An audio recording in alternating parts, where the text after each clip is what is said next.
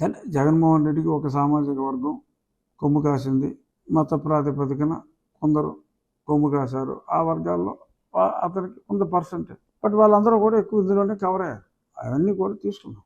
ఇప్పుడు ఎందుకు RRR ఇలా ఇన్ని ఎక్కువ సీట్లు వస్తాయని ఊహించుకుంటున్నాడు అనేది మనం మరొక్కసారి, గతంలో నేను 2-3 సార్లు అన్నా కూడా మరొక్కసారి ఈ జగన్మోహన్ రెడ్డి కారు కోతల బ్యాక్గ్రౌండ్లో డిస్కస్ చేసుకుంటే, ఎనలిటికల్గా ఉద్యోగులు సుమారు 4,90,000 మంది ఓటింగ్లో పాల్గొన్నారు.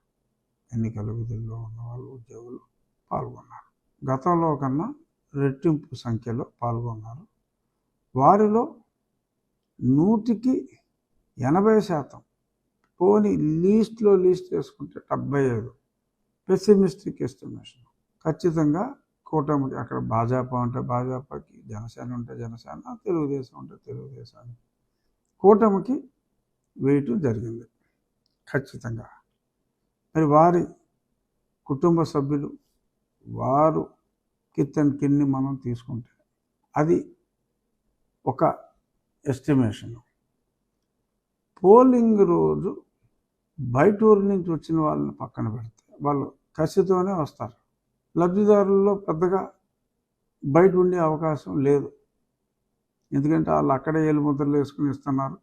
బయట ఊరిలో ఉన్న వాళ్ళని ఏలుముద్రలు అని చెప్పి ఇసిగించి, ఏంట్రా బాబు ఈ న్యూసెన్స్ అని చెప్పి వాళ్ళు ఓట్లు వేయరు. బయట నుంచి వచ్చిన వాళ్ళు ఒకవేళ లబ్ధిదారులు ఉన్నా కూడా ప్రతి నెల అక్కడికి వచ్చి ఏలుముద్ర వేయాలని పెట్టారు. గతంలో 3 నెలలు ఉన్నదాన్ని ప్రతి నెల పెట్టారు. అది పెద్ద న్యూసెన్స్గా అయిపోయింది. ఇప్పుడు ఈ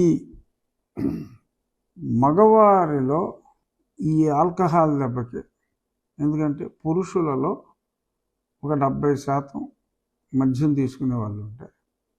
మద్యం తీసుకునేవాడు ఎవడు కూడా, అన్లెస్ జగన్మోహన్ రెడ్డి వీరాభిమానుల స్మాలర్ పర్సంటేజ్లో ఉన్నవాళ్ళు తప్ప, ఎవరు కూడా పురుషుడు అన్నవాడు, లిక్కర్ తాగే పురుషుడు, వాళ్ళకి వచ్చిన అనారోగ్య కారణాల దృష్ట్యా, ఆర్థిక దోపిడీ కారణాల దృష్ట్యా ఓటు వేసే ప్రసక్తే లేదు. సో అదొక ఎడిషనల్ పర్సంటేజ్. మహిళలకు